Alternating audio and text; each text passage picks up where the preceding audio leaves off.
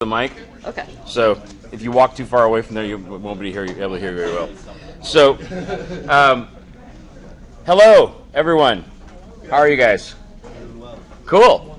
So, I've got a little bit different lineup than originally planned today. We're basically talking about your personalized entrepreneurial career plan and profile today, which I'll do after we got a couple presenters. So, first of all, Alyssa Harley. Yep. Harold? Harley. I got it right already. Yeah. Alyssa Harley and Tomas Ponce de Leon are both here to talk. You know, there's like 15, 16 of you in the other category right now. They're here to talk about opportunities for other ventures. Yes? Could we switch if we have a shower? Yeah. Okay. But there's more than just you that are in other right now. And you kind of had like a software app idea anyway, didn't you? Just shout at someone. I remember you mentioned it like when you emailed me before. But anyway, they are here to talk about both other categories and, in general, a bunch of different networking opportunities for people involved in tech, in software in particular, and entrepreneurship more broadly in this community. Okay? So they're going to talk first, and then I've got two aspiring software engineers right here. It's one of the potential project ideas we could work on. I can tell you guys about some of the other project ideas after that. I was able to visit the software engineering class lab this morning and talk with them. These guys are actually not part of this class, that class. They're just developing basically a mobile text SMS-based advertising service. So I'll let them describe theirs after Alyssa and Tomas. So, and after that, I'll talk some more. Okay? Okay. Hello, my name is Alyssa Harley, and I founded the KIT community, Kern Innovation and Technology Community, here in Bakersfield. So I'm a local entrepreneur. It's a social enterprise, which means it's a business that has a social good initiative. We're working on nonprofit status this fall so that we get official nonprofit. So what the KIT community is a local resource for those interested in learning about and creating technology in Kern County. So we'll have different resources for them. We have mentorship opportunities and volunteer opportunities as well. I myself am a fellow alum of UCLA and Stanford, like Professor Woods. So Go Cardinal first and foremost, then go Bruins. Yes. Okay. I have a lot of. Have you ever seen this, by the way? No. That's awesome. Yeah. I should've worn my shoes a quick today. plug for Stanford here. I went to Stanford as an undergrad, and I was up there right before school started to show a friend of mine around. And I have a 3-year-old nephew now, and his father, my brother-in-law, went to Wisconsin. My sister went to Stanford, and we got to indoctrinate him young. So this is actually an awesome children's book called Hello, Stanford Tree. And it follows a whole life in the day of Stanford, the Stanford Tree. And it's actually from this company, cool venture idea, Mascot Books, which does children's books for mascots. So if you don't see Hello Rowdy in our bookstore, you should ask for it because I'm sure they make one. Yeah. Anyway, yes, Yeah. we both went to Stanford. Yes. So I have experience in international startup community development. I studied abroad in Russia for a full year, learned it to a professional level. I have a lot of background. I have a vast network, not quite as developed as Professor Woods, but it's growing. And You're a couple years younger than me, though. yeah. Just a few. Right. So we're a resource that's available here. So if any of you in the other category, software app ideas, we've had what are called hackathons. They're business development competitions that also include building your prototype. It's in a weekend, right? We're going to have one at CSUB this fall. It may be a little late for your own ideas right now, but it'll be a cool thing to participate in. It will be for library technology, and we're working with the Fab Lab to have it on campus. But we have some ideas that have been developed through these hackathons. So they've been somewhat partially built, a little bit vetted, so you'll have some material to work on if you decide you want to use any of those ideas. The first hackathon was alcohol innovation. So one of them is a pub crawl app, where you can design and make a pub crawl. or any other type of crawl, food crawl, museum crawl, all sorts of things, right? And what they would be looking at is how to expand outside of Bakersfield. And they're already on the App Store, so you could already try out their app. Another one from this last hackathon was for wildfires. And this one focused on victim relief. So how do people affected by wildfires get the help that they needed? They worked specifically with Community Action Partnership Kern, which has a Kern 211 program. It's another resource available here. So these are a few ideas. Those are that came out of these hackathons. There's other ideas that came out of them as well. We've had about 8 startup ideas come from hackathons. And they could be a cool idea for you guys to work on. There's also any other startup idea you have. My group and the tech community here have regular events that you can come to. And if you just say that you're a student, the Kit community will sponsor you for any of the events that require payment. Aside from the hackathon, we don't know yet whether or not that will be paid. But I have my cards up here available. So even if you're in another category and just want to talk to me, I regularly mentor students at Stanford, UCLA, and I went to Antelope Valley Community College. So I'm a resource available here, and go Trees and go Bruins. So.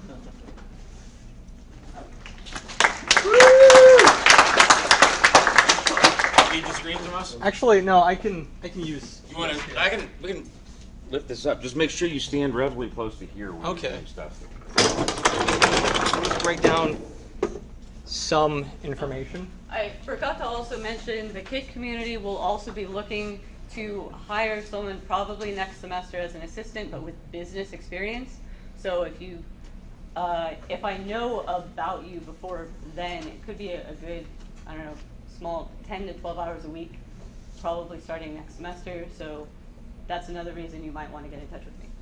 So, Tomas, it's another thing to talk about.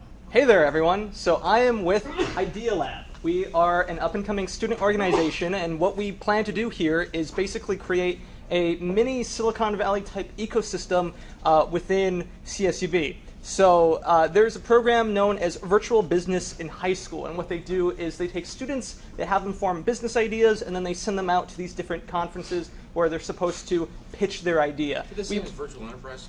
Virtual enterprise, I think. Yeah. Virtual enterprise Cool. or virtual business, right? Cool. Yeah. So it's that same idea where we want to be able to take students that have ideas for projects, for businesses that could be run on campus. We want to be able to take funding with some of the alliances that we're currently trying to make and say, okay, pitch your idea, develop the idea, give us a business plan, give us a 5-year forecast, get everything together. The best idea will be able to get part of this funding and part of the connections we have in order to actually have their business be started up. So think of the show like Shark Tank.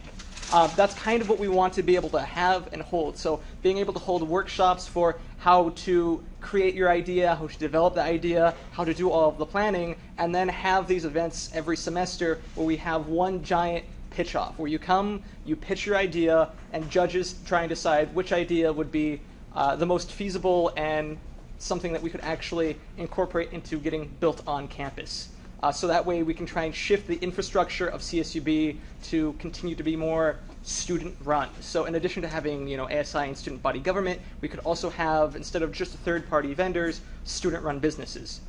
So that's something to look into if any of you guys are interested for any of the projects that you're doing in this class and you want to continue to see it grow and work on it, or maybe get funding for that project. That's something that we're currently starting up.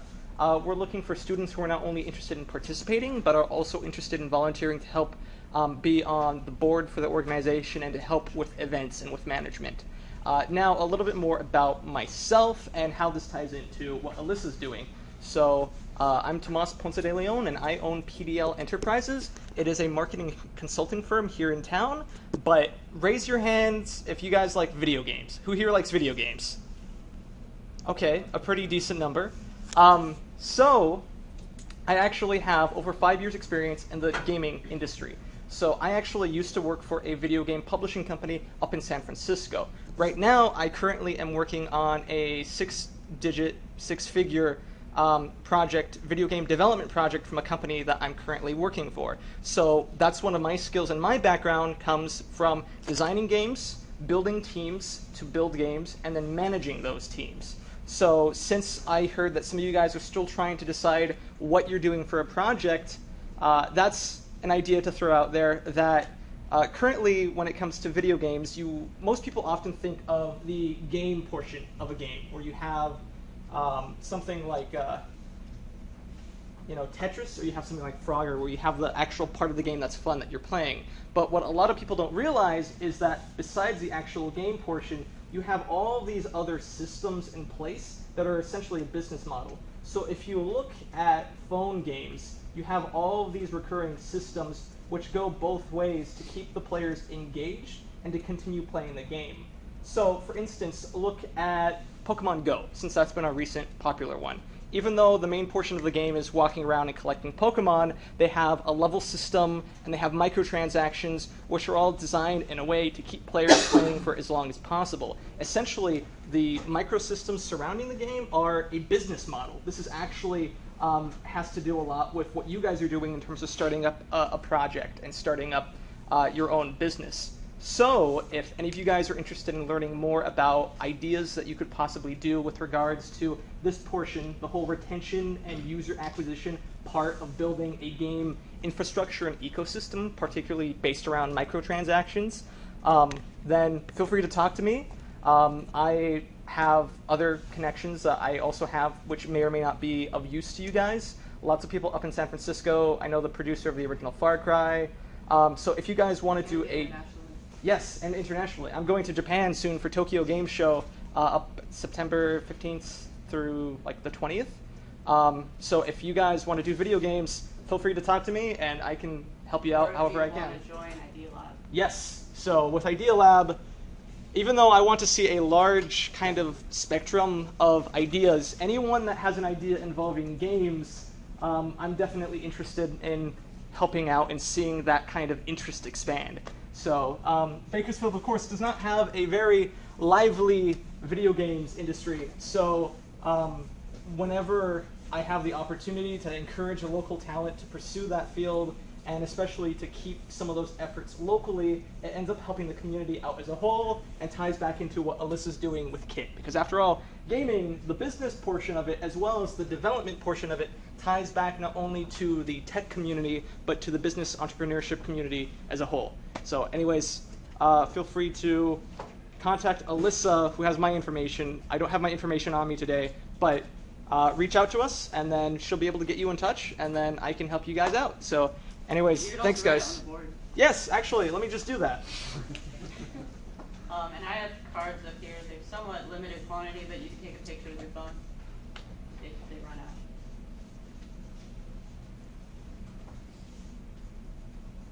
So my email address is info@pdl.enterprises. No .com. There's no .com. Yes, I thought this sounded cooler and more hipster, so I got it like that. But that became an issue because people always want to put the .com. But I'll leave this up for here. If you need to move it or whatnot, feel free. But yeah, feel free to contact me there. I am busy with that other project, but I will get back to your guys' emails as soon as possible. So thanks, guys. Okay, before our third presenters present, I just want to reiterate for you guys, if you are in the other category right now and you don't have a change of heart, you're still in the other category, your next step, because we got deliverables coming up in a couple weeks and homework starting, so you need to pick a project. Your next thing to do, if you are not yet in a project and you haven't had a change of heart and want to join one of the ones that's already existing, is you're going to talk to these two, okay? I'm going to give you their contact information after class. You're going to talk to them, find out, if you're interested in the game venture, awesome. If you want to hear about various ventures that Alyssa could introduce you to, you need to find one that you're excited about and pick it, okay? You got 2 weeks to, really you got a week because you need a little bit of time to get started on the work. So anybody that's still in that category, your next step is to talk to them, and I will email everybody in that category with their contact information. Okay? Cool. Now, for those in the software category, we've got we've got some folks that contacted me about an idea they're already working on. They're not part of this class. They're not actually in the software class, but I think it's a really cool app, and it's something that we could work on if you guys are excited about it in this class. So thank you guys very much, Tomas, Alyssa. I will see you briefly again, hopefully both of you, at 7, and Ed 252. And do you want to just leave those, or? Yeah, I could leave these and whichever aren't. I'll make sure to bring the extra ones with I me. can bring more from my car. Cool. Awesome. Thank you guys very much for coming.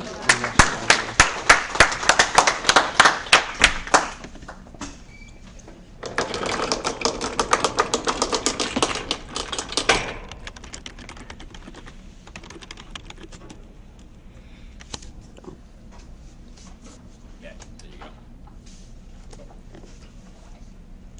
You go first. Yeah.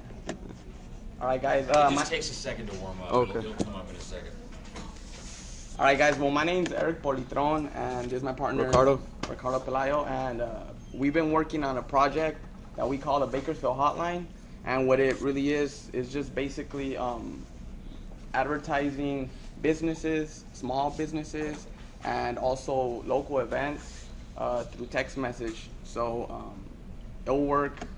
You don't require internet to use it, but yeah, you could even read a little bit about it. So here's a website that you guys can check out. If you guys want to leave information, here are some partners that we're working with. And yeah, that's something Okay, that. more partners than when I went like 2 days ago. Cool. yeah. Growing fast. Well, the frat DZT is going to be showing their events on the number, so we just got them on the hotline. Yeah, so right now something that we've been trying to do is meet up with those local business owners and trying to get their contacts and have them work with us. So whoever does decide to, check out our number, you guys could have a different outlets and different businesses that will work with us and in hopes give discounts or whatever they want to advertise to the users.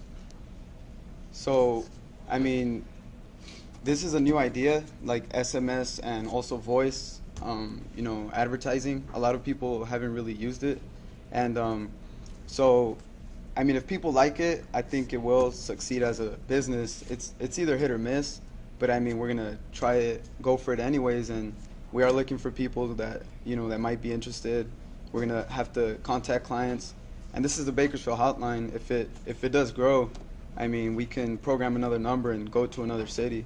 And so the way we're going to monetize it is that, say if people start using it, we're going to go to the companies and, either sell them contracts or sell them advertising space per slot. So, I mean, if people are interested, we can go tomorrow, get some contracts, and then, start making money by tomorrow. And another neat thing is that no internet is required. I was in Mexico and I texted the number and it worked. So, I mean, we can even be international, like start in another city and just manage it from here. Also, the number is live, so you could even text it right now. Yeah, you can or text it as after class. Give a call and you could see for yourself some of the businesses that we're already working with. You'll see the information that they gave us that they want to. So me as a user, I would have to set myself up within your network so that when I text. No, you just text it and then you get what's programmed for the day. So every day we're going to work with different companies, like local companies, and then you're going to get, like, say, it might be a coupon. Yeah. Stuff like that. Yeah, so we won't be sending you guys information. You guys text it and you guys get the information yourselves. But this is just the basic. We are going to get some more programmers, and then we can, just see what we can come up with. Like add geolocation, add stuff like that is compatible with, because you can use any language like Ruby, pretty much any programming language, and then cook something up. Any other questions? All right, so if I you don't have a question really, but I got a clarification point. You guys go ahead and finish, and then I'll okay. jump in. So here's another option that we actually programmed, that so you guys can see. It's built on the same language. You guys can actually call the number, and then it'd be a a conference line for the whole room. So I mean, that's something. Another thing that we want to do is, this is, you know, one service, the advertising service, but we also want to go to businesses and try to innovate their communications. For example, you know how, I don't know who works in clinics and how they see they're all inefficient with the patients and stuff. We can program it to their database and then send them reminders like, hey, you have an appointment at 2. So, I mean, there's a lot of work to be done. We just need a. We're just at the starting Yeah, we just point. started. Yeah, we just starting point. So, my clarification point, hang on. I'm multitasking while you guys are talking. While he's doing that, do I have to, like, if I want to subscribe to this, do I have to text every day to get what's going on for the day, or once I text, it's like a shortcode and I'll just get a message every time something's happening? So that's what Dr. Woods told us, and we can program that into it, but we haven't done it yet just because we weren't sure if people wanted that option. Right. But since people are telling us, I mean, if you want it every day, it can just be automatic. Well, I mean, if I start getting it every day and I enjoy getting it and it's useful, then I won't stop using it. Yeah. And if it's just a bunch of, BS every day, I'll eventually, Yeah. obviously, I'm a user. As of now, you just gotta text it. Since we're just starting, we don't wanna, and we don't have the quality exclusive ads that we want. We're not gonna be spamming everybody because I Right. mean, we're just starting. So But if I could text it every day from now. Yeah. as of now, we don't have too much clients, as you Right. saw. But you see the idea. Once we start getting clients and people start joining, you're gonna be getting exclusive coupons and stuff around the city. Yeah, and hopefully, like, I don't know, if there's a place that you guys like to go eat or something, it'll be in the list. And So if you guys have like 100 ads on there and you can text it or something, if you guys get big, does that mean you're just I mean, like 100? We can do that, but we kind of set the limit to 10. yeah, but yeah, we're also That you want? Well, Consider categorizing it. yeah, that's That's something possible. We haven't done it Yeah. yet, though. Right, like we text you food, you text us 10 restaurants. Text, we Yes. text you or the restaurants that we have for the day. concerts, for sure. Yeah. I like that idea. Like, So if you guys want to actually call the number, everybody here will be connected. remember So the if you, call number? yeah, you guys can try it. I did. Works really well. There's like 3 daily offers right now. Hello? Starting point. Actually, I didn't call. I texted it. You can text the number and it'll text Yeah, we you back programmed a the- conference call, so if you call it, everyone's going to be connected on the same line. You don't have service in here. I don't have service. Oh, no, I don't know if it's just because Hello? I have, who's got Verizon? Yeah, I'm talking to some, down there. All right. So that's another option that we can go to businesses and be like, hey, we can, for the meetings, Conference doctors' call. meetings, hey, just call this number and we can program it for them. Their own Yeah. personal number, and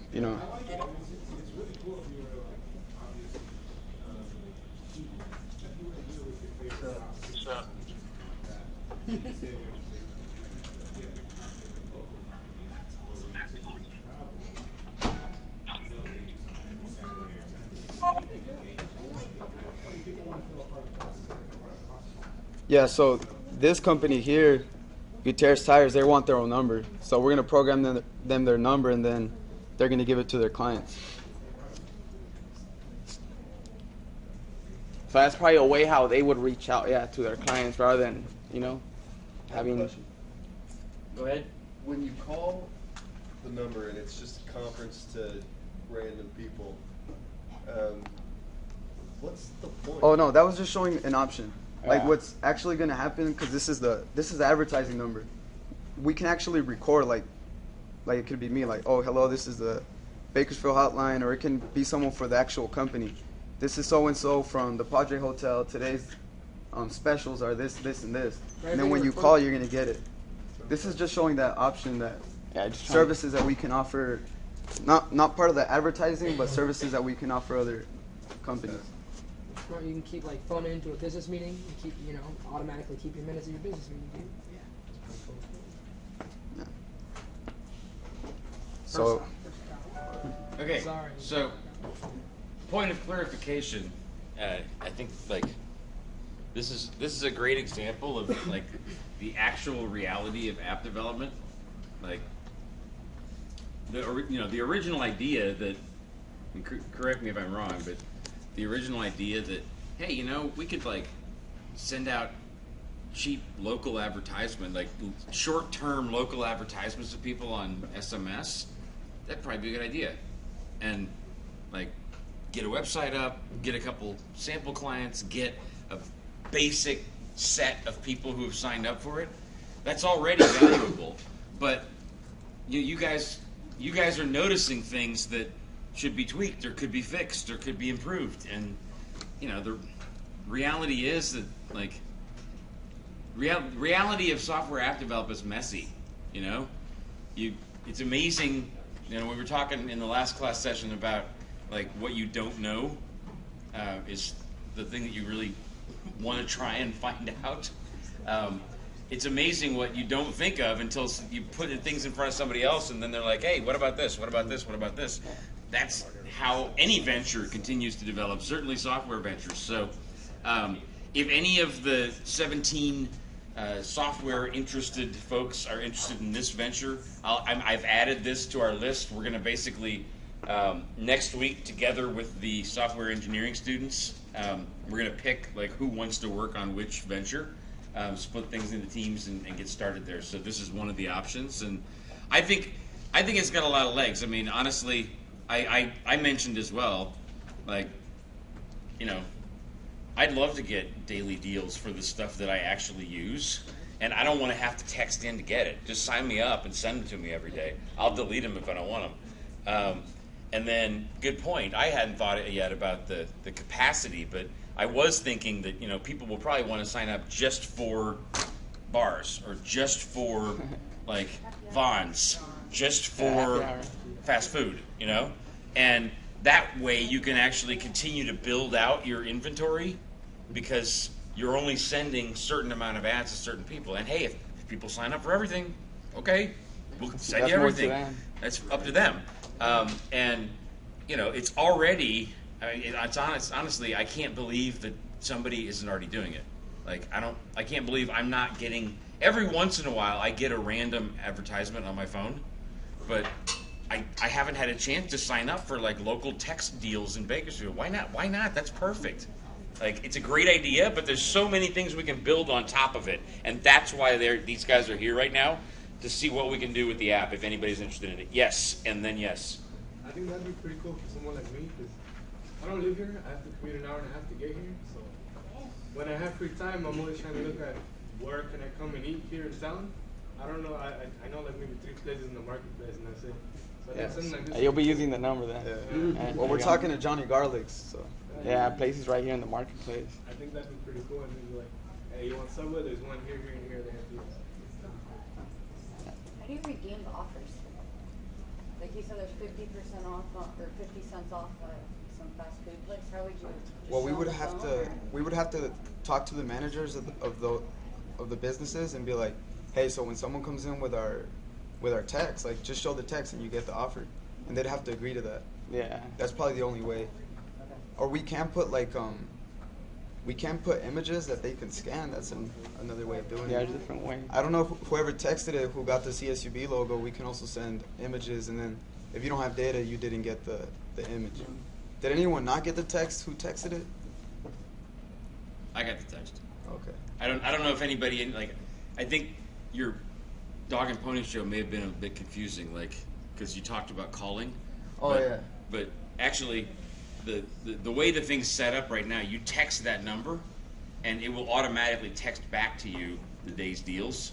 You don't have to call in. It's possible to call in. Sometimes that's more dynamic to like hear recording of stuff. But I think the main value is that you text that number and you get this information back. And honestly, you guys are trying to be polite and not deluge people with advertisements they didn't ask for. But once I sign up once, I don't want to have to text the thing every day in order to get my offers. I just send them. If I don't want them, I'll delete them.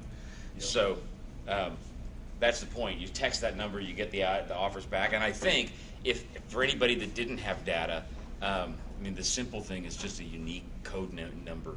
Like a 5 or 10 digit number. Tell Starbucks this code, and anybody that's not part of the service, they either heard it from their friend, or they. But it still goes back to their website. Yeah, and honestly, you could also set up unique code numbers so that once it's redeemed once, it can't be redeemed twice. So you can't like go in and use it and then tell 10 of your friends to go use it, and they don't Like the sign up first- for the service, but like they the still get first to use it. 100. So there's ways to deal with it. Yes. I was gonna ask, who is your guys' current web development team or software engineers? It's just us two. But we're looking for people to make the company more complex, because there's opportunities, but we need people who know about coding and also, advertising and just Marketing, people. yeah. So I introduced the same idea to the software students this morning, and the combined group of the software folks in here and the software students in there need to pick who's going to work on which project, and then we'll get things kicked off in the next week to 2 weeks. So I think you guys could benefit greatly from the coding students. Yeah, that would be So great. I told them about this morning too. I also told them about the international language app. I hyped all the ideas that people have told me so far. So, any other questions for these guys? How would I be of any assistance to you? Like, what are you looking to get help with? I mean, we need people to go out and get contracts with the businesses. We need people who know how to program. Even if people who have connections in other cities, if it does start here, there's no reason for us not to start in another city, because there's no startup cost. We just get the contracts and program the number. So, I mean, if I can actually answer that question probably better than these guys can. Yeah, I really- Because what you guys will do in this class is pretty much the same no matter what the project is. It's we always start by they're one step ahead because they've already got a website up. But if we felt like there's some, I personally think there's probably some pages missing. Like there's more description you could have. There's more you could have in there. And so for the prototype part, I would actually say if we worked on this project from our side of things, first of all, we tell you, okay, I think we need this page and this page and this page too, because we're going to send those out to like potential advertisers and potential people to sign up, and they can read more information. Then we're going to do the outreach to talk with the more companies and more potential users. We're going to do a little bit of research on intellectual property rights just to get the paperwork ready for later for copywriting but there's not much of copyright, but logo wise you could try and file a patent on the idea, but you're not going to I don't the think system. we'll be able to But what you can do is the name Bakersfield Hotline, you can get a trademark for. register it, Okay, right, cool. yeah. So and then we'll go on researching competition. We'll do some financial projections, and then we'll start talking to potential investors and looking for grant money. That's pretty much what we do in this class. Make sense? Yes, and I wanted to actually, I lived in San Diego for a very long time, and I relied on Groupon for anything I ever planned. Mhm. And I'm so surprised that Bakersfield is on Groupon and Living Social and all that, but it's just underutilized by the community, and I don't Totally. understand why. Anytime anybody went to town, I would always say, they would ask, what do you want to do? And I'd go to Groupon, see what's out there Yeah. first, and everything was always there, games, restaurant, and I just don't understand why Bakersfield doesn't do more of it. So that would be a competitor, just because, they have everything there. This would just be something different, because the only advantage we would have is working out exclusive deals with these companies that Groupon doesn't offer. Yeah. And you don't need internet. You Well, can just text but it. right now Groupon's not doing it. That's the point. Your competition's asleep at the wheel right now. Yeah, so Groupon takes a 50% commission, so And that's they probably take a why as very well. large You can drop your commission quite a bit. we're just gonna charge them per advertisement slot. Anyway, I got to kick you guys out now because I got a few other lecture things to do. Okay. But I think you got the point. The rest of the software ideas we'll talk through one after the other. We'll talk through them with the software students too, and we'll decide who's going to work on what. But that's one idea that did not come from this class that I thought really was a cool idea, so I wanted to have them come in and present to you. Thank you guys for coming in. Thank you for waiting. Thank you. So if you guys are interested, just tell Dr. Woods and he'll tell us. Or you guys can just email us. All right, thank you. Is that number gonna be like a conference call for the next 6 weeks? What's that? Is that number gonna be like a conference call for the next 6 weeks? Change it right now. Yeah, so that was a little bit longer than I had wanted, but it's okay because I can condense things a little bit. And really, the most important thing we need to do right now is get moving forward with the projects. And everybody had a chance to present, except I hadn't really had a chance to talk with the software team about how that's going to work. And the other category, I don't know if any of you have noticed, but like time is ticking away, and there's going to be like a deliverables due pretty soon, and you need a project. So I wanted to make sure to hook you up with Alyssa and Tomas to find other projects that might be of interest. So that was important to do today rather than next week or the week after. Okay, so I got a couple announcements. Then I'm going to go through and talk more in depth about LinkedIn and your professional development plan. And then at the very end, I will email with you this again. Basically, this is the first time I've done that lecture that I did on Tuesday in this class, and I'm really glad that I developed it because it's, that's one of the things that I wasn't like thinking about in my prior knowledge, and it actually expanded the value I'm able to offer you guys. So rather than focusing on the things I asked you about originally in your professional development plan, which I'm happy to give you advice about, I want you to actually write up for me like a page or so on the kinds of questions you're going to ask yourself, the kinds of activities you're going to involve yourself in to try and expand your structural thinking, to try to be more cognitively adaptive. I want you to write up a little bit for me what you're going to do to find yourself a support network and role models, and what your level of affordable loss and acceptable risk are. So I'll reiterate that at the end, but for the rest of the time we've got, I'm going to go over LinkedIn and my original thinking behind the professional development plan.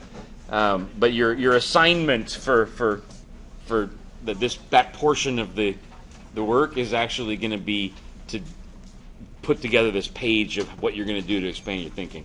So before that, let me do a couple of announcements. First of all, I have not yet been late. That will happen, but I know I got everybody all excited about extra credit. So one of my colleagues is collecting more data for her research on entrepreneurs, and she needs people to fill out her survey. So I'm going to send you guys a link. If you'd like 5 extra credit points, fill out the survey. I'll send it later tonight. You can fill it out by sometime middle of next week, and I'll give you 5 extra credit points for it. Okay. The next announcement is that for any of you who are like, especially after I do this talk today about the professional development plan side of things, and the reason I was is this done actually? The reason I was asking you guys the questions about your current level of income, the income you want to make when you get done with graduation, and your long-term financial goals, is because like if you're not planning on earning enough money to pay for all of the things that you need to pay for, you're going to be sadly disappointed and like kind of run into a financial train wreck in your life. And that happened to me after undergrad because I was completely impractical. I mean, Stanford is a great degree, but it's a great brand name, but it prepared me like F all for the real world. And I like when I came back and became a professor, it's really important to me to like have you guys tell me where you're at with your financial planning right now, so that I can warn you if I see a train wreck in your immediate future. And the thing I wanted to do as an announcement right now is there's actually one of my colleagues who does consulting for our Small Business Development Center.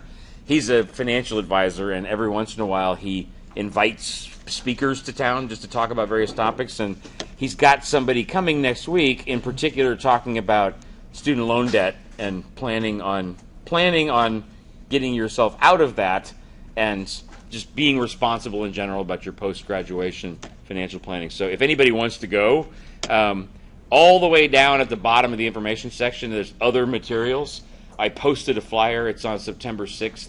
All the information is in this little Word document. You're welcome to attend. The RSVP number is down there. Okay, so that's that. Let me go into the day's lectures now. So,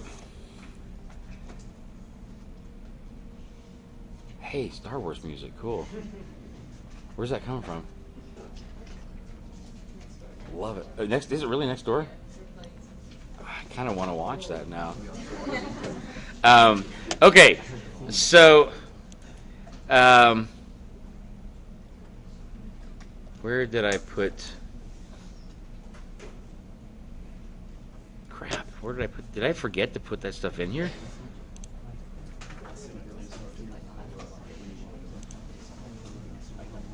Maybe I did.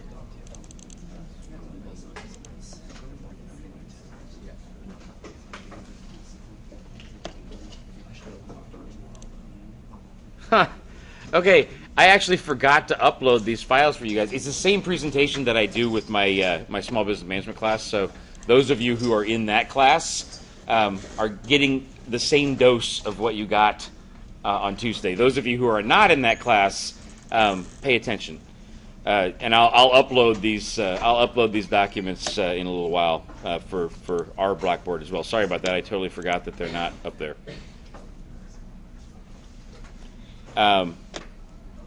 So, professional image development.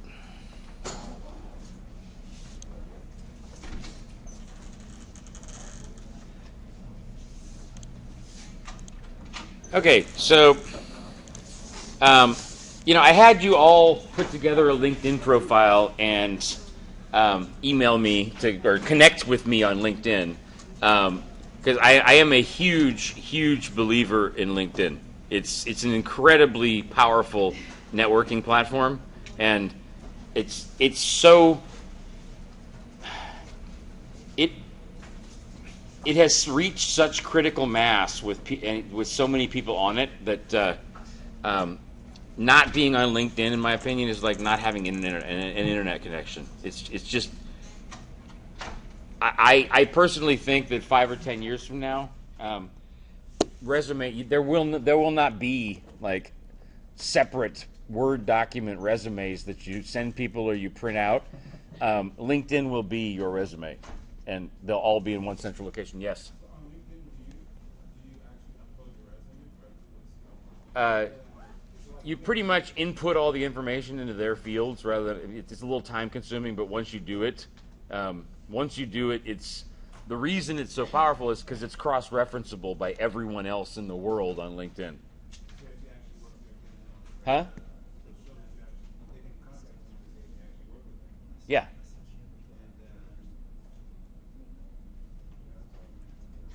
I'm going to go through some more like illustrations right now and maybe like clarify some stuff for you.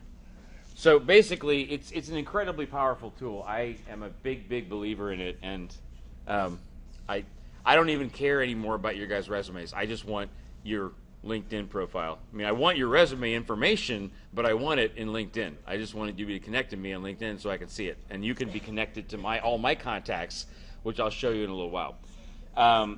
After I show you the basic like power of the system, I'm going to go through a little bit about positioning statements, leveraging your educational experience as work deliverables, and duties versus accomplishments. And then I'll flip over, talk a little bit about the professional development plan and my thinking behind it, having you fill that out, and then we'll call it a day. Okay? So I'm jumping out. The rest of the PowerPoint is actually just kind of placeholders for what I wanted to talk about. I'm going to go straight to the LinkedIn website.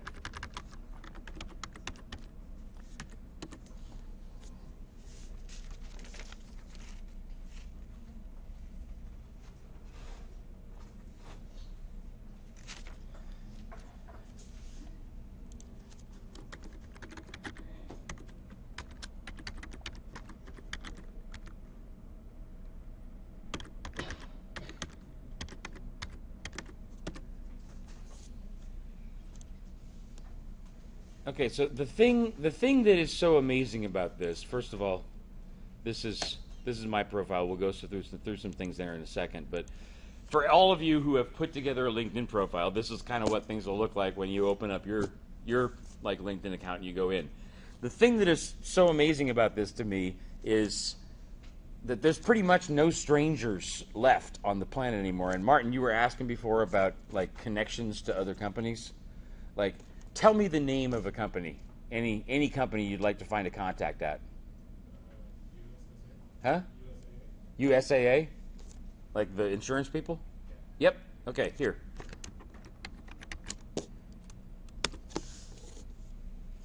So, you see the little second next to people's names here, or third?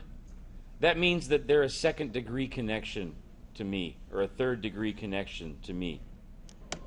So, if I just do first degree connections, I don't know anybody. I'm not directly connected to anybody at USAA, but if we look at second degree connections, there's 163 people that I know someone that could introduce me. 165. I've never worked with USAA. That's the first time anybody's asked me that company name. But I'm connected with enough people that like they're connected with people, and it's not even 6 degrees of separation. It's 2 or 3 in our world at this point.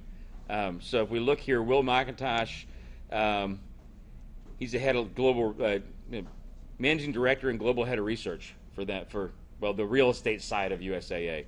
And if we look here, Lane Hart. Lane Hart used to be, that's cool. Lane Hart was the student body president back at University of Cincinnati. He was one of my students. He was the undergrad, when I was teaching there, he was the undergrad student body president, and Lane is now connected to Will. So if I wanted to talk to somebody if you, Martin, wanted to talk to somebody at USAA, you would type in USAA, and Will McIntosh here would show up for you with a third next to his name, and it would say, Jeremy Woods can introduce you to someone who can introduce you to Will. And then you just ask me, Jeremy, I'd like to, bless you, yes, indeed, I'd like to talk to somebody at USAA. I see that you have a contact, you know somebody that knows somebody there. And then I do what I did just now, and oh yeah, it's Lane. No problem. I'll have you talk to Lane. Make sense? This is why it's so powerful. And not only is it so powerful for you to be able to find people, it's powerful for people to be able to find you. Like I can't remember what all of my own friends and contacts have done in their careers and their like education and their experience at this point. But now that we're doing more software projects, if I want to know somebody, if I want to find contacts of mine who have been involved with software development, so I can like get them involved as advisors for our projects now, I just type in software development. I'm going to do it in quotes, otherwise it'll bring back everything that has the word software and everything that has the word development. If I type it in like that, again, if I go to first, like you can choose here. You'll notice this is a place where they're talking about jobs in software development. If you scroll down further, there'll be companies and people. So it's not just people. If you wanted to find a job in software development, just type in the word software development, and it'll here more jobs. Look, 49,403 software development jobs currently being like hired for in the world somewhere. It's absolutely unbelievable what this system will do. But what I wanted to show in software development is if I just go in here and click First Connections. Oh, look, MG, I forgot. You guys know MG? MG was one of my MBA students last year. He actually does project management for IT for CSUB here. I totally forgot that he also does software development in addition to... So Jason, I can't remember how I know Jason. Obviously, it's from back in Cincinnati. And Daniel. Oh, look, Alyssa. Remember her? She was just standing up in front of you. Oh yeah, Steve Dittlinger. That's my uncle. I always forget that he does software development. So if I just want to remember who do I know that does software development, like I don't have to remember it. It used to be I would try and give each of you in this class like some. I would try to refer you to somebody in my network that I thought could help you with wherever you want to go in your career, and I had to try and remember who do I know that's involved in like group homes for children. My brain's not that. My brain's not nearly as good as the algorithm behind LinkedIn. My go-to contact there would be Kurt Reiber, who's the CEO of Free Store Food Bank in Cincinnati. So it's not a group home, but everybody that has dedicated their careers to the nonprofit world knows who knows someone, and he would be able to give good advice. But that's a very poor imitation of what LinkedIn can tell me. I mean, I'm kind of curious actually what happens when I type in what like you guys tell me what's the official like what's the normal phrase for the kind of home you're trying to develop? I think it's called a foster family home. Foster. FFA? That's not right. No, that's FFH. It's FFH. Yeah, so let's see what happens when I type this. Probably no first degree connections, but you'll see. Yeah. But no, you'll see. Look, third degree here. Like, I don't know anybody directly, but if I wanted to talk with Augustine, all I do is click here. Oh yeah, Fred Held. Fred used to be a consultant for me when I was a headhunter at Robert Half. So, evidently, Fred knows someone who knows Augustine. Just type in group home. Okay.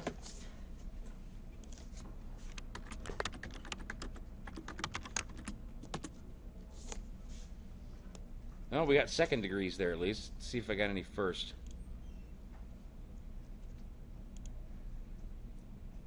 Oh, look! Zubin Sadri. But that's weird because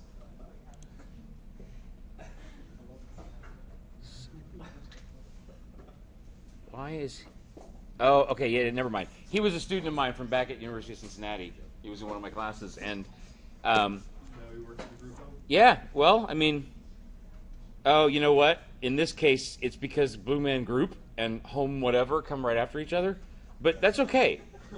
So I put it in quotes. It's kind of awesome. What? That they were like, oh yeah, Blue Man Group home. Well, no, but like, like at the end of the day, LinkedIn is still a dumb computer. Yeah. If it finds the words group and home immediately next to each other, it'll bring it up. So, but here we got a bunch of second degree contacts. So if I look here, oh, that's interesting. He knows a facilities manager. Yeah, probably. And Maxim Home Health. I believe Maxim Home Health was the company of one of my students from last year, and I also connected with her company because they provided some stuff that my dad might need. My dad is like, I moved him out here in April because he's getting senile. So yeah, so there we go. We just call somebody at Maxim, and they can put us in touch with Christine, who works in group homes. So this is an amazing tool, and the cool thing is everybody that shows up for me as a secondary connection shows up for all of you as a third degree connection. So as soon as you connect to me, this is why I had you connect to me on LinkedIn, you have access to my entire network. I mean, I have to introduce you to them. You can try and introduce yourself, but it won't work nearly as well as if I call and tell them, hey, would you please talk to this person? Like, they're a good person. But it's an amazing tool for doing networking and for finding people that you know that do something that you didn't realize they did. Yes? Nope. This is free. No, there is a premium. I signed up for it. Hang on one second. I signed up for the premium for a while. There's some useful features in it, but I unsigned up for premium because one of the things that they do is they hide you. Like, they actually, there's some people that are so in demand that they get deluged by contact requests from LinkedIn, from strangers, and so they actually don't want, Bill Gates is on here. Bill Gates does not want people to be able to find Bill Gates's LinkedIn. So part of what the premium does is block people from you when you're basically super popular. But no, I wasn't getting some of the features with third-degree contact and stuff that I wanted anymore in the premium that I was paying $50 a month for. So I'm like, okay, I'll go back to the free version because it's better than the premium. But no, everything I'm showing you here is free. Pretty cool, huh? Yes. I was just wondering, what if you type in NERSA? Because I'm not a business major. I'm Yep. a geek major. Uh-huh. And campus rec is what I'm looking for. So, what's NERSA, N-I-R-S-A. NIRSA? What does that stand for? It's basically the company that the rec center works for. It's in campus recreation. Okay, so how about the executive director? I'm sorry? The executive director of NERSA? Oh crap, hang on. Forgot. I can't click there. Yeah, okay, Pam Watts. So I scroll down here. Oh look, Derek. You guys know Derek Stotler? Yeah. Derek can introduce you to someone who can introduce you to the CEO of NERSA. How about that? Yeah. And that's just one. I mean, I don't know if I have any second degree connections. Oh, I do. So I can see, Lauren Goodsey, let's see, operations director. Oh, Misty Russ. Misty is one of my colleagues. She works with our Small Business Development Center up in Merced. So there you go. Yeah, isn't it? And you can. These will all show up for you. If you go in and type the same thing, NERSA, all these will show up as third. And if you go in where it said Derek Stotler for me, it'll say Jeremy Woods. Derek, because as soon as you're connected to Derek, it'll say the same thing for Derek. It'll rotate. You'll have several third-degree connections, and LinkedIn will just pick one and say, Jeremy and 23 others could tell you someone who knows Kelly. Cool, huh? Okay, so let me get to, it's 5 o'clock already, so let me get to some of the other stuff I want to go over. And this is the meat of the profile. So how many people in here have really well-developed LinkedIn profiles already? Okay, so most of you just created one in order to connect to me, or you had one but you didn't really use it very much. Okay, so let me show you a couple of things. First of all, right beneath where your photo and your title and stuff is, there's a bunch of buttons. Volunteering experience, volunteering opportunities. If you click on view more, LinkedIn just chooses 2 random ones to serve up to you here. If you want to see all the options, you got to click on this little view more thing. And that'll give you every type of content that you can add to your profile. As soon as you add a piece of content, it doesn't show up as a button here anymore. You actually have to scroll down to find it. So there's a couple things I wanted to point out. The obvious is you're going to click on work experience, and you're going to type in each one of your jobs that you've worked in, just as if you were doing it in a resume. And then as soon as you do it once, this is all my jobs right here. If I wanted to add another job, I'd go down to the bottom of where all my jobs are and click Add Position, and it'll give me a chance to add another one. Okay? But what I wanted to show you is a button that you're going to have at the top called Projects. Okay? I already have some projects I entered, so it's not as a button anymore. But if I scroll down to where the projects are, this is where you have an opportunity to talk about your work in this class as if it were a job accomplishment.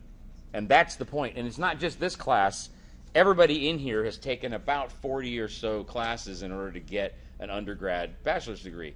Every single one of those classes, you did something. Even if what you did was take a test and get a 90% or whatever at the end on the test, on the final, you can phrase, instead of saying, I got an A in the class, you could say, participated in a review exam of 10 major concepts in marketing, including the 5 C's and the 4 P's, and et cetera, achieved a score of 95 out of 100. That sounds more like a work accomplishment, but believe me, people that are looking to hire you, people that are like interacting with you, they don't your GPA is what it is. But knowing what those concepts were that you were exposed to, knowing that you performed in this test and got this grade, that's more concrete. You want to put numbers, metrics to what you've done in all of your jobs, but certainly for projects. If you want to, like everybody in this class, if we talk for a second about the Shout project. So if I go in and type add project, name Shout nonprofit startup project. You can call it whatever you want. And then you can attach this to whatever else is in your LinkedIn profile. So in this case, if I were in your shoes and I did this as an undergrad, I would attach this to my Stanford undergrad degree. So I just click there to attach it. I put that I'm working on what now is August, what's just September, but we basically started this class in August, so I usually just choose the start date of the class.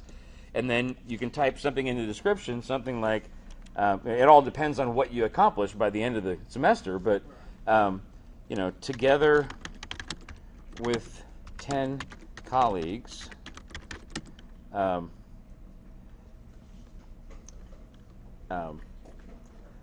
put together, identified location and staffing, and acquired 10,000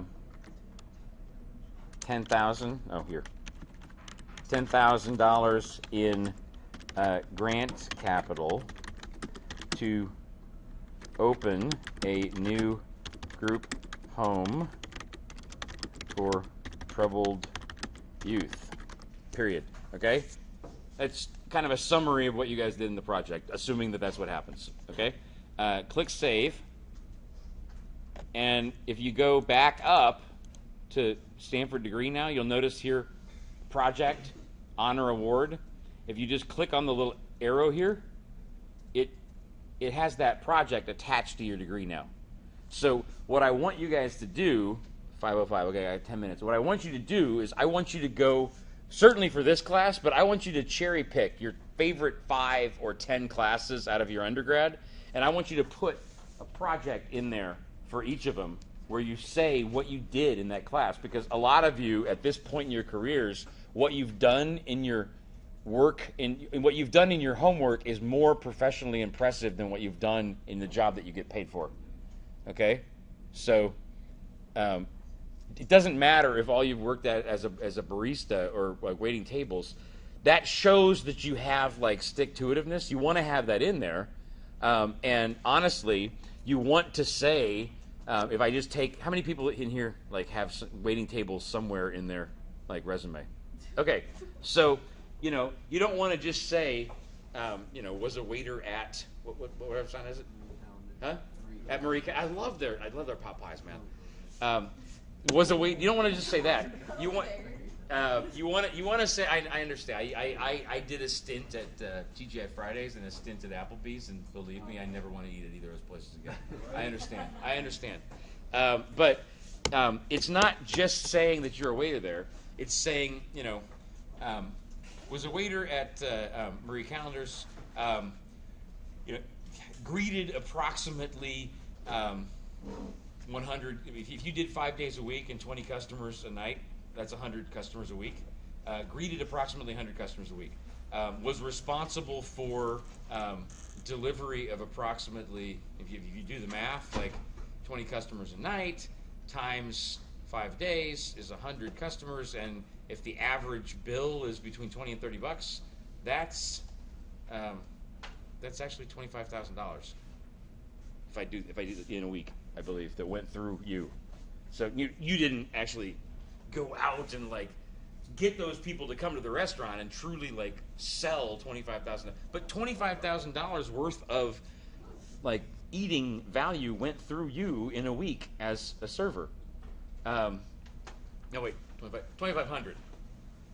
Like if it were 250, then it'd be 25,000. But still, $2,500. That's 10,000 a month in revenue that went through you. You want to express it like that. So that was the second point I wanted to make about deliverable accomplishments. You really want in all of your jobs to talk about. You want to put numbers with it, either number of customers, dollar amount. You know, if you were responsible for managing inventory or shipping or something in some way, that inventory has a dollar value.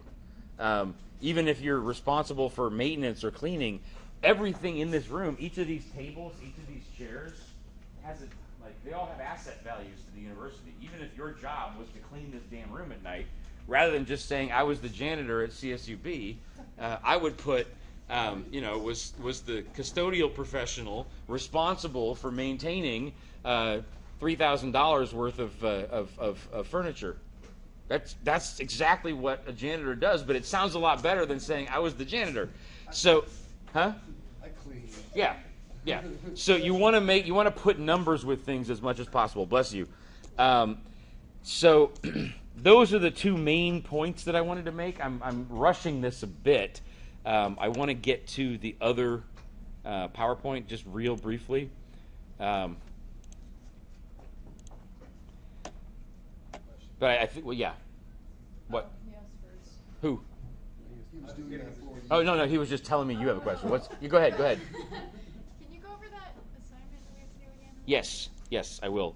Let me just pull something up here while I'm getting to that. So, yeah, basically, you don't have to write down the assignment right now. I'll tell you what it is, but I'm going to email everyone because I just came up with it shortly before this class. I want you to write. I haven't decided yet whether it's 1 page or 2 because I need to think about how much space you're going to need. But I want you to write up briefly with bullet points in a couple of sentences.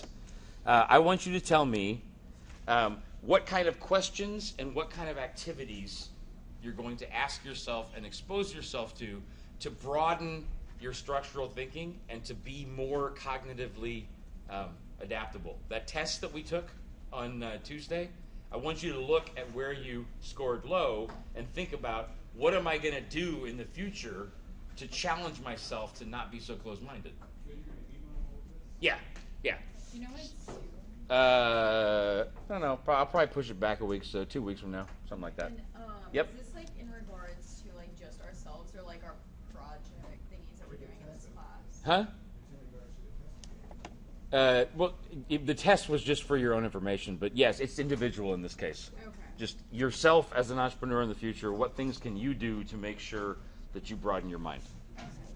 Okay, very quickly with the 5 minutes we have left, I just want to point to a couple of slides. So I'm going to post this presentation later so you guys have access to it, but let me just point to a couple of slides here before we're done. So, in general, this slide here about brainstorming professional next steps, I don't know how much everyone in here has thought about, like, I haven't had a chance to read through your professional development plans yet because I needed the answers to that for my strategy, my senior capstone class. I don't need to know immediately your guys' answers, so I'm going to read through them in detail. I'm going to get back to you with some advice about what I think you should do to get to where you want to go with your career. But in case you hadn't put a lot of thought into it and you want to get back to me with something, the basic options that could happen after you graduate are either more money in your current job, moving to a new job at the same company, a new job in the same industry but a different company. So maybe you're in the ag sector but you want to be with Bolthouse instead of Wonderful. You can go to a new job in a different industry. Maybe right now you're working in oil but you'd really like to be in entertainment and work for Disney. So that's a shift of jobs and industries. Grad school, and don't poo-poo. Please, I encourage you not to turn your nose up at internships, volunteer opportunities, hobby projects. I'm going to point to two more slides that I want to make sure that you look at, and then I'm going to give you an anecdotal story as the last thing about internships. So I've put a list in here of different normal costs. If you, I did not have all of these things planned in my budget when I left Stanford, and I ran up over $100,000 of debt before I realized what was going on in my own career and finances, and I didn't have any retirement. I didn't have any cash in the bank to get by on when I got laid off from Sony Music. I didn't have some of these things, and I still underestimated how much stuff it cost. So it's pretty simple, but if you cannot answer for me how you're going to take, you can't tell me exactly ballpark how much tax you're going to have to pay each year. If you can't tell me that you're saving 20% of your income, if you can't tell me that you're putting some money to the side so you've got cash that you can get your hands on in case you need to get out of town fast for some reason, or you need to be able to stay for a couple months after you lose your job, if you can't tell me what your deductibles are and your copays and about how much you might have to expect to pay in copays for the kinds of things that you might have to do in your health in a year, if you can't tell me all that, you're in danger. That's why I asked you the questions that I did originally. So this is here kind of as a challenge to you. Can you answer these questions for yourself? RunnerLink, very, very great resource for anybody who has not gotten a job yet and is still looking to find a job after graduation. How many people in here use RunnerLink? Okay, so not nearly as many as could or should. I don't have time to go and click on it right now, but if you just go to open up this PowerPoint, click on where it says RunnerLink, it'll take you to the login page, and you can go in and click on either employers or job search, and if you just click on that and then click search again without selecting anything, it'll tell you every single employer that has ever recruited here. It will also tell you every single job that is currently being hired for through CSUB. There's 315 that are being hired for here right now. So if you don't have a job yet and you're worried about what you're going to do after graduation, please, there's 315 jobs where they want to hire somebody in this room, and they're not getting candidates yet. So that's there. And also with those, I think, 1,800 or 2,000 different companies we have that have recruited here at one time or another, great networking resource. If you find a company in there that you'd like to know somebody at, ask the people at the Career Center, hey, who's the contact there? I know they're not recruiting on campus right now, but who do I talk to? And that opens a door for you. What color is your parachute? Wonderful book. If any of you don't know what you want to be when you grow up, basically, I filled this book's been around forever. I filled this book out. It has a bunch of exercises, like what kind of activities do you like to do? How do you like to handle information? How do you like to interact with people? What makes you happy? And you fill all these things out and you put them all together, and it tells you what jobs you're going to be most happy in life. And I filled this out right after I graduated from undergrad. It said that I should be a college professor.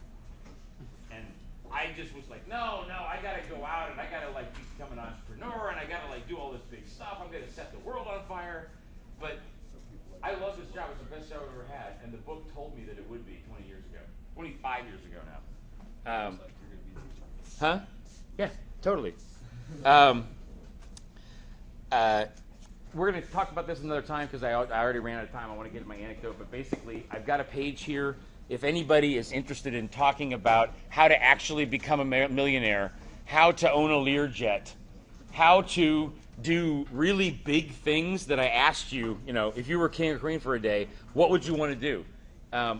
I can help you to calculate the money that you're going to need to do that. It's not as hard as you might think. It is hard, but you're never going to be able to achieve those things and buy those things if you don't plan for how you're going to get the money. And then anecdote, the last one I wanted to say as you guys walk out the room, internships. The job that I had, and please, anybody that wants, anybody that's in the other category for groups, pick up one of these cards from Alyssa.